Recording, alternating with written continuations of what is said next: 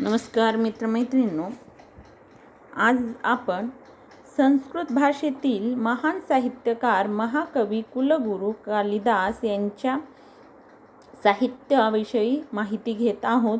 तर त्यांचे साहित्य हे हजारो वर्षापासून सर्वांना प्रेरणादायी असे ठरलेले आहे.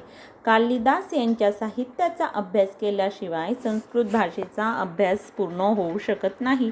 तर संस्कृतमध्ये अति उच्च दर्जाचे जे साहित्य भारतवर्षाला संस्कृतने दिलेले आहे ते साहित्य म्हणजे हे महाकवी कुलगुरू कालिदासांचे होय. तर आषाढ महिना हा कालिदास महिना म्हणून साजरा केला जातो.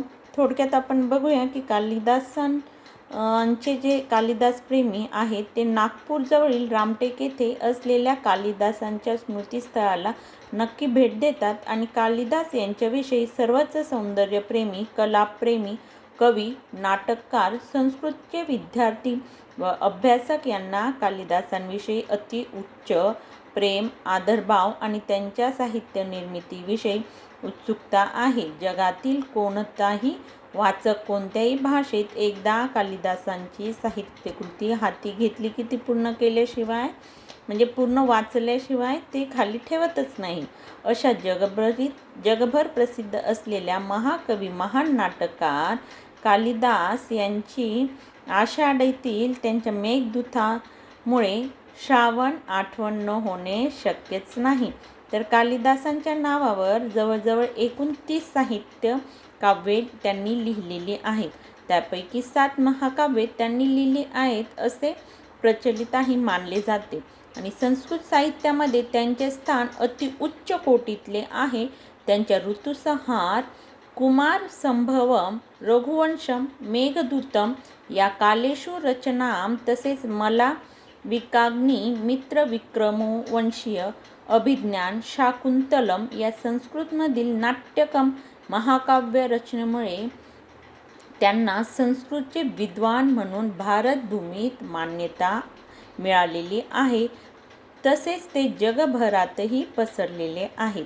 साहित्य विश्वात अजरामर झाला त्यामधील कुमार संभव, रघुवंश ही 2 काव्ये लक्षात असू द्या की साहित्य विश्वामध्ये कुमार संभव आणि रघुवंश ही महाकाव्ये, तसंच मेघदूत आणि ऋतुसंहार अशी 2 खंडकाव्ये. ही 2 महाकाव्ये कुमार संभव आणि रघुवंश आणि ऋतुसंहार आणि मेघदूत हे 2 खंडकाव्ये त्यांच्या आहेत. तर ऋतुसंहार हे त्यांच्या इतर साहित्यकृतीच्या तुलनेने फार लहान आहे. लक्षात असू द्या, ऋतुसंहार हे इतर साहित्यकृतीच्या तुलनेने लहान आहे. त्यांच्या दीर्घ निसर्ग काव्याचे 6 भाग आहेत. रायडर हे ऋतुसंहारला सवअमे बंस मदकंत म्हणतात. लक्षात घ्या, रायडर हे ऋतुसंहाराला सवअमे बंसम द कंत असे म्हणतात. तर निसर्ग सौंदर्यामुळे तरुण मनाला भुरळ पडते. जो तरुण प्रेमाचे स्वप्न बघतो त्याला या जादूभऱ्या ऋतुचक्राच्या प्रेमात पडल्याशिवाय राहता येत नाही. बघा, जो निसर्गप्रेमी असतो तो या जादूभऱ्या ऋतुचक्राच्या प्रेमात पडल्याशिवाय राहत नाही आणि निसर्गाने निर्माण केलेल्या ऋतुचक्राच्या प्रेमावर हे काव्य बघा, त्याचं नावच आहे ऋतुसंहार. हे काव्य निसर्गाशी निगडीत असं प्रेमावर आधारित त्यांनी हे काव्य रचलेले आहे. आणि कुमार संभवम हे प्रसिद्ध 5 त्यांच्या महाकाव्यातील सुंदर संस्कृत रचनेचे एक उत्तम उदाहरण आहे. वरती काय बघितलं, ऋतू संहार बघितला आणि खाली आहे कुमार संभव. हे त्यांचे जे 5 महाकाव्य आहेत ना त्याच्यातील अतिशय सुंदर अशी ही संस्कृतमधील एक उत्तम उदाहरण रचनेचं म्हणता येईल. यात हिमालयाचे वर्णन येते.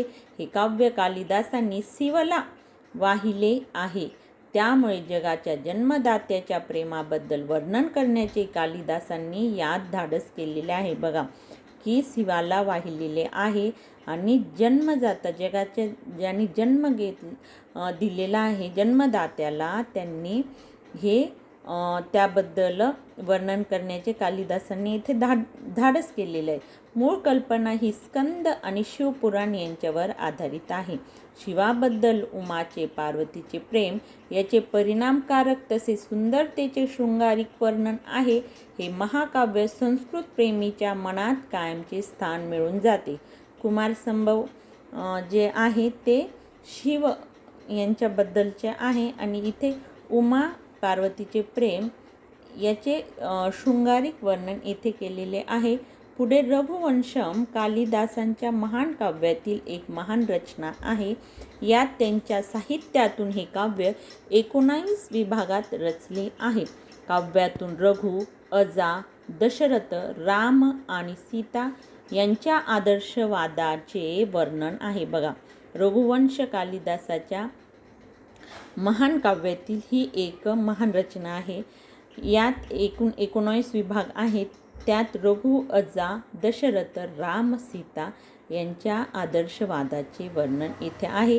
ही रचना मानविमता व सत्यता यांच्या जवळची आहे.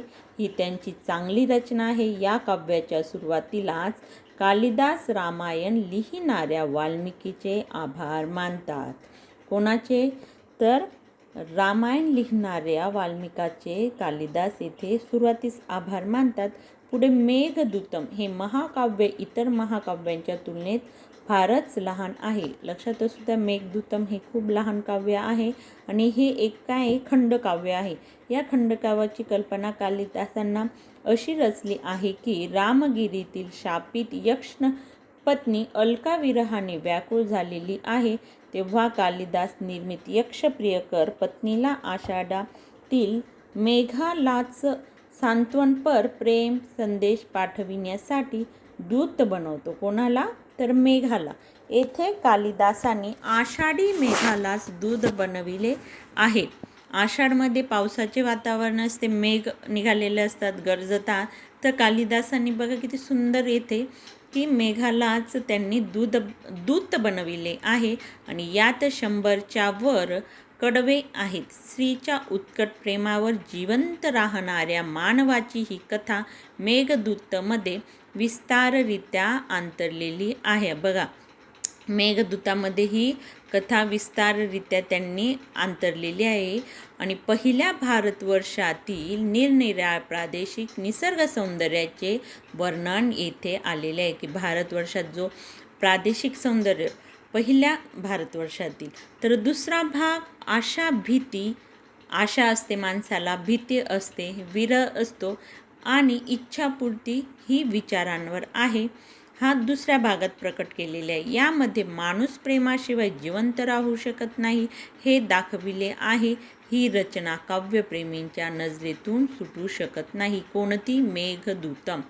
सिंहली भाषामध्ये मेघदूतमध्ये अनुवाद झालेले आहे. यावर 50 टीकाग्रंथ लिहिण्यात आलेले आहे. छोटं महाकाव्य आहे पण अतिशय सुंदर असं हे त्यांनी महाकाव्य इथे त्यांचा आपणास बघावयास मिळते. आणि पुढे मलविकाग्नित्रम ही रचना म्हणजे एक नामवंत नाटककारांपेक्षा कालिदास हे काही कमी नव्हते. जे कालिदास हे महान नाटककारांपेक्षाही काही कमी नव्हते. त्याचबरोबर ते महाकवी तर होतेच, पण त्यांच्यामधला नाटककारही मोठा की कवी मोठा हे मलविकाग्नित्रम वाचल्यावर फारच कठीण आहे असे वाटते. एवढे निश्चित आहे की ते संस्कृतमधील संव्यासाची आहेत.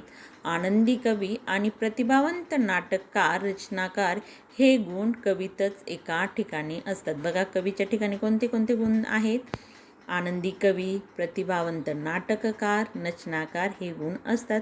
आणि कालिदास राजकवी असल्यामुळे त्यांनी राजेशाही राजदरबारी घरातील प्रेमाचे नाटकीय सादरीकरण मोठ्या गमतीदारपणे या रचनाकृतीत सादर केलेले आहे.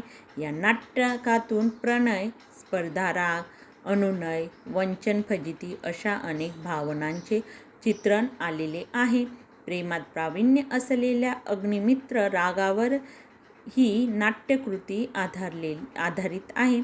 कालिदासांच्या रचना पाहता पाऊस आणि त्यामुळे निर्माण होणारे प्रेम वात्सल यांचे अतूट नाते महाकवी कालिदास यांनी येथे वर्णन केलेले आहे. ते उत्तम कवी तर होते, त्याचबरोबर ते नाटककारही होते. तर आज मी महाकवी कुलगुरू कालिदासांवर हा एक व्हिडिओ बनवला आहे. तर मित्रांनो, आवडला असेल तर नक्की लाईक करा, शेअर करा, चॅनलला सबस्क्राईब करा. म्हणजे असेच नवनवीन माहिती मी माझ्या यूट्यूब चॅनलवर घेऊन येणार आहे. धन्यवाद.